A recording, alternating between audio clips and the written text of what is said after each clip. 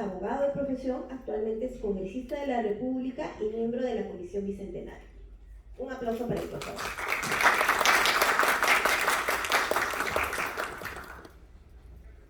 Muchísimas gracias a todos por asistir, a mis compañeros de mesa. Evidentemente yo no soy economista aquí, pero vamos a hablar un poco de historia, que sí me apasiona y me gusta mucho, y de historia de algunas ideas políticas y algunas ideas económicas que han ido rondando la historia del Perú y que le han dado, digamos, forma a estos 200 años de vida republicana. La verdad es que, como dijo Meche, efectivamente, el Perú comenzó en un caos tremendo en materia económica, en materia institucional, en materia política, y básicamente éramos gobernados por una suerte de, no solo caudillos, sino pequeños ejércitos básicamente personales, ¿no? No es hasta el gobierno de Castilla, más o menos en del 45 del año 1845, en que Castilla comienza a tener los recursos para crear, por ejemplo, el ejército del Perú, ¿no? Y gracias a los recursos del guano efectivamente se crea o se da forma recién a lo que se entiende como Estado peruano, o sea, oficinas burocráticas, un ejército institucionalizado que ya no le responda a uno u otro determinado caudillo. Y es recién en 1872, casi terminando el siglo XIX, que el Perú tiene su primer gobierno civil, no militar, ¿no? O no comandado por un militar, que lo gana Manuel Pardo. Entonces, el Perú evidentemente comienza en una situación muy crítica, en donde evidentemente la regla pues eran los monopolios, ¿no? Se asignaba el guano a unas determinadas empresas y se manejaba todo de manera evidentemente mercantilista. Había poca libertad de comercio, y es recién el Partido Civil el que empieza a reivindicar una serie de ideas y de libertades económicas, políticas, civiles, la educación, las ideas ilustradas, en fin, y una serie de cosas que son bien importantes. Y que en el Perú, digamos, comienzan bastante tarde porque nos cuesta a los peruanos no solamente entendernos, sino organizarnos internamente, ¿no? Somos uno de los países que más se demoró en despegar luego de la independencia,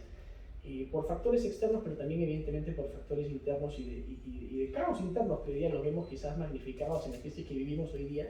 pero que son muy importantes de entender porque no podemos entender a la economía desvinculada de la política. Creo que es absolutamente imposible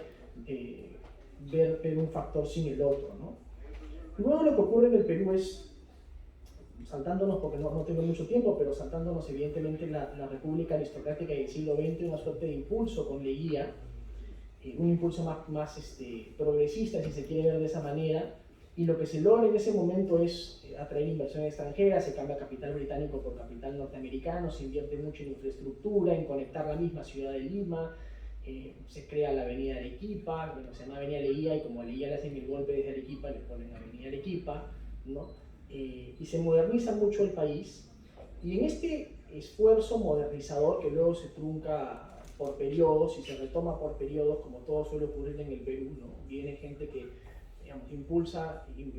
algo y luego viene el siguiente y lo para y lo retorna para atrás, y así hemos estado más o menos los últimos 200 años.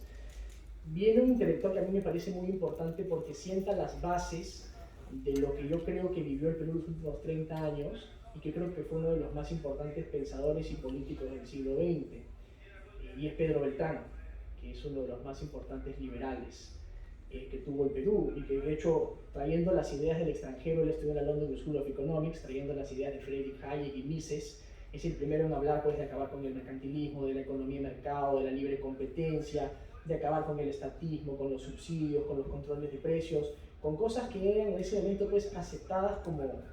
como evidentes, ¿no? Y él habla efectivamente de integrar al Perú como un país exportador, y entre sus principales logros no solamente estuvo evidentemente en controlar la inflación, en controlar el déficit, transformar el déficit, cuando él fue ministro de Hacienda y primer ministro de Manuel Prado. Su principal tarea fue controlar eso, transformar el déficit en superávit, reconstrucción de los fondos disponibles en oro y monedas del Banco Central, la aplicación de la ley de promoción industrial, entre muchas otras ideas de libertad económica y de libertad de comercio y de control fiscal y de defensa de la competencia y la libertad económica, que fueron muy importantes defender en el siglo XX, y que las defendió además también desde el diario La Prensa que él dirigía, pero cuyas ideas nunca se pudieron materializar en el campo político porque siempre fue difícil llevar estas ideas a la acción política, ¿no? De hecho, el siglo XX está frustrado no solo de golpes de Estado, sino de retrocesos enormes, y Beltrán vive los últimos años de su vida prácticamente en la dictadura de Velasco, que es el más grande retroceso económico, creo yo, que ha tenido el Perú durante el siglo XX. Y es que el 68, el retroceso económico y justamente la reversa que se le da a todas las ideas que se venían impulsando de libertad económica, que no se podían transformar en un proyecto político por una serie de razones, ¿no? La inexistencia de un partido político que defendiera las ideas de la libertad u otra serie de cosas que vienen posteriormente a la dictadura de Velasco, pero Velasco trunca todo eso, ¿no? Y el deterioro y el retroceso económico de esos años es evidente. Solo para ponerles unas cifras de lo que fue, por ejemplo, el gobierno del Velascato, ¿no? Un déficit fiscal que llegó al 12.3% del PBI, una deuda pública del 48% del PBI, o sea, la mitad del PBI era básicamente deuda, ¿no? Reservas internacionales negativas por 600 millones, generada evidentemente por un control de tipo de cambio absolutamente inútil. El inicio de una aventura empresarial del Estado que tuvo pérdidas acumuladas a valor actual de casi 20.000 millones de dólares, la creación de casi 200 empresas públicas, 300 expropiaciones y el incremento de la planilla pública en 83%, ¿no? En ese tránsito se quebraron a miles de empresas, llegando al punto donde el 50% de la inversión total era la inversión pública en el Perú. La reforma agraria expropió el 56% de la superficie agrícola, creó informalidad y abandono en el que era hasta entonces el principal sector económico y el mayor contribuyente a las arcas públicas. Asimismo, la productividad agraria bajó entre el 70 y el 80 y se redujo en 17% en el Perú. Por eso hoy día el agro sigue siendo tremendamente improductivo, en gran medida por la parcelización que cometió la reforma agraria y que destruyó la productividad en el agro. Y como resultado, evidentemente, de estas reformas, se inició un proceso de deterioro tremendo, cuyo deterioro continuó una vez transitado a la democracia, porque los gobiernos de Belaúnde y de García fueron incapaces, de García I, no de García II, que lo hizo evidentemente mucho mejor, fue no desmontar el aparato y el sistema que habían ellos encontrado, y no haber hecho las reformas que se hicieron en los 90, quizás 10 años antes. Y quizás si se hubieran hecho 10 años antes, el Perú sería hoy día un país en otra circunstancia totalmente, ¿no? Y eso evidentemente se agravó con una inflación que llegó, una hiperinflación que llegó a más o menos 2 millones% acumulado durante los últimos 5 años, ¿no? Y, en fin, una serie de cifras económicas que ya todos conocen del desastre económico que fueron los últimos años de los 80. Pero ¿por qué es importante entender esto? Porque de esa crisis tremenda se materializa una suerte de movimiento político que logra reivindicar las ideas de la libertad, de la economía y mercado, que es el nacimiento, a raíz de la estatización de la banca de 87, del movimiento Libertad, ¿no?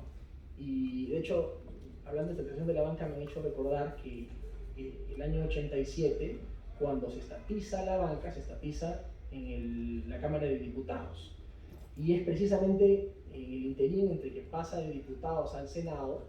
que la gente sale a marchar y hay una protesta, etcétera, etcétera, y no se logra aprobar la estatización de la banca justamente por esa razón, para que vean ustedes lo importante que es tener un Senado, ¿no? Y tener un sistema bicameral. Entonces, en los años 90, digamos, se logra,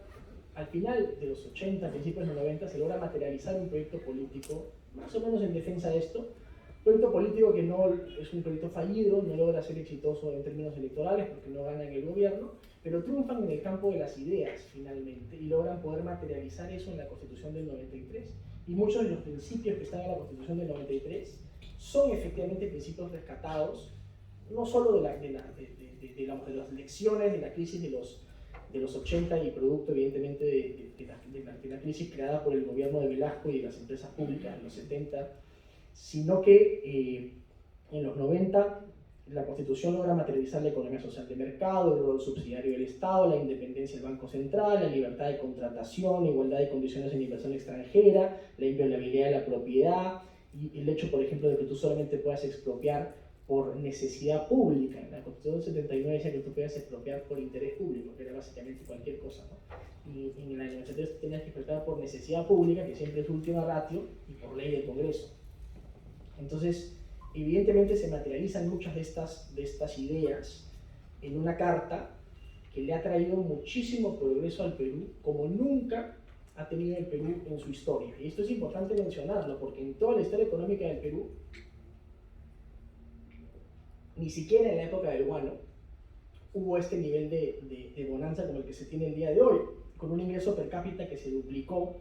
de $6.000 a casi $14.000, la tasa de pobreza se redujo del 55 al 20%, hemos regresado al 30% por la pandemia, pero en los mejores momentos la logramos reducir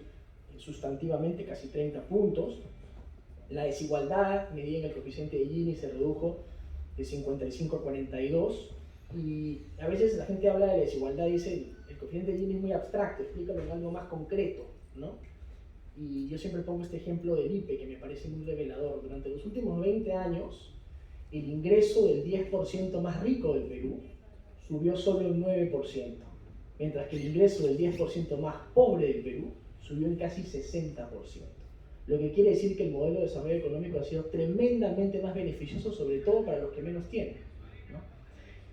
La mortalidad infantil se redujo por cada 100.000 nuevos nacidos de 140 a 10, ¿no? El acceso al agua en hogares pobres pasó del 45% al 77%, y las tasas de electrificación pasaron de 65% a 95%. Entonces es innegable que el modelo de libertad económica, ¿no?, ha sido tremendamente beneficioso. Como nunca en la historia el Perú ha tenido tantos recursos, ha reducido tanto la pobreza, la desigualdad, el acceso a servicios públicos. Esto no quiere decir que somos Suiza, que somos Noruega, que somos un país de primer mundo y que las cosas son perfectas, ni mucho menos. ¿Que hay muchas cosas por hacer? Por supuesto que sí. Tenemos retos en materia de formalización, de consolidar instituciones, de mantener controlado el déficit público, el déficit que existe en gestión pública, en tener un Estado con profesionales capacitados, competentes, no donde pongan al amigo, al paisano, al compadre, no, sino donde tenga gente realmente capacitada para los puestos públicos, lograr reformar la descentralización, y que la descentralización no solamente sea de recursos, sino también de instituciones y de control político, para que no haya corrupción y para que no haya obras mal hechas en las regiones que finalmente les terminan costando a todos los ciudadanos. Entonces, que hay muchos retos, pero cuando entendemos, y con esto concluyo, cuando comprendemos la historia económica del Perú, vemos que son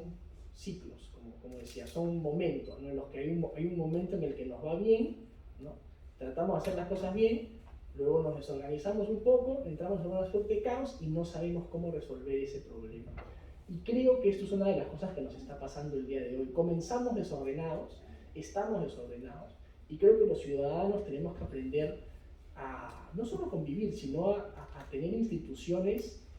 sólidas que nos permitan resolver los conflictos allí cuando nazcan, ¿no? Y allí cuando la política se cruza con la economía y traba la economía y traba el desarrollo, encontrar mecanismos de solución de conflictos que como peruanos nos permitan finalmente arribar a un puerto y seguir construyendo, ¿no? Que en ese momento en el que estás en una suerte de piloto automático, tú encuentres la forma no de ponerle freno al carro y irte de reversa, sino agarrar y ponerle cuarta y quinta al carro y ver cómo avanzas más adelante. Pero para eso tenemos que hacer una reforma político-institucional, sin la cual nunca la economía va a poder pensar en el largo plazo, porque ocurre una suerte de auge que se traba por alguna suerte de crisis política o alguna suerte de golpe de Estado o alguna suerte de caos institucional, ¿no? El día que encontremos ese mecanismo institucional que nos permita, como los países desarrollados, resolver nuestros conflictos en paz, a la economía en el largo plazo le va a ir mucho mejor, y evidentemente a todos nosotros también. Muchas gracias.